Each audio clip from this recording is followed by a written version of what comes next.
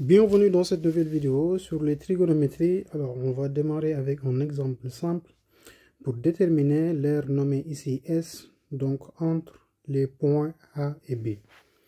Donc, pour déterminer S, nous allons utiliser ce qu'on appelle l'aire d'un secteur angulaire, c'est-à-dire que l'aire délimitée par l'arc A multiplié par B. Donc, par définition, on sait que cette aire, l'aire du secteur angulaire entre A et B, est égale à R au carré divisé par 2 multiplié maintenant par l'angle que forme entre A et B multiplié par alpha. Et donc ici on sait que notre alpha ce n'est rien d'autre que pi divisé par 2, c'est-à-dire 90 degrés, puisque donc le triangle AOI forme un triangle rectangle. Donc ici on a un angle droit.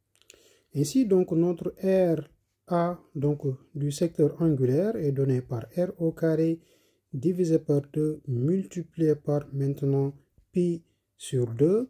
Or, on sait que le rayon de ce cercle, donc on a un cercle trigonométrique, est égal à 1. Donc, ce sont les données de l'exercice. Ici, donc, on a notre rayon qui est égal à 1. Donc, ceci nous donne un pi divisé par 4. Donc, on a l'aire maintenant de notre secteur angulaire. Il nous suffit maintenant de calculer l'aire du triangle AOB rectangle en haut pour déterminer maintenant l'aire de cette surface-là S.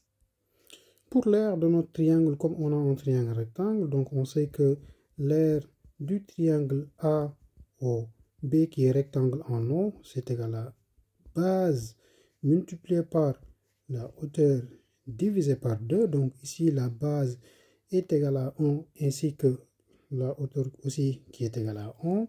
Donc ici on a l'aire du triangle AOB qui est égal à 1 demi.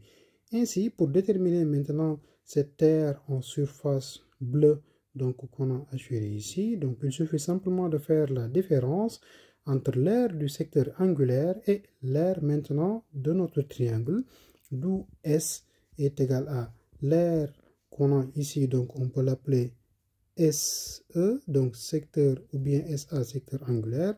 Donc c'est égal à l'aire du SA moins maintenant l'aire du triangle AOB qui est égal à pi sur 4 moins 1 demi. D'où maintenant S est égal à pi sur 4 moins 1 demi. Donc c'était tout pour cette vidéo. On reviendra sur d'autres vidéos et d'autres exemples plus poussés. Donc on va aller pas à pas pour qu'on puisse maîtriser donc les exemples simples en trigonométrie. Ici l'objet maintenant de cette partie-là, de cette playlist-là sur les trigonométries, ne serait pas de revenir sur les cours, mais de faire des exemples qui sont simples. Et donc pour les cours, donc là je pense que vous aurez l'occasion de les voir en classe.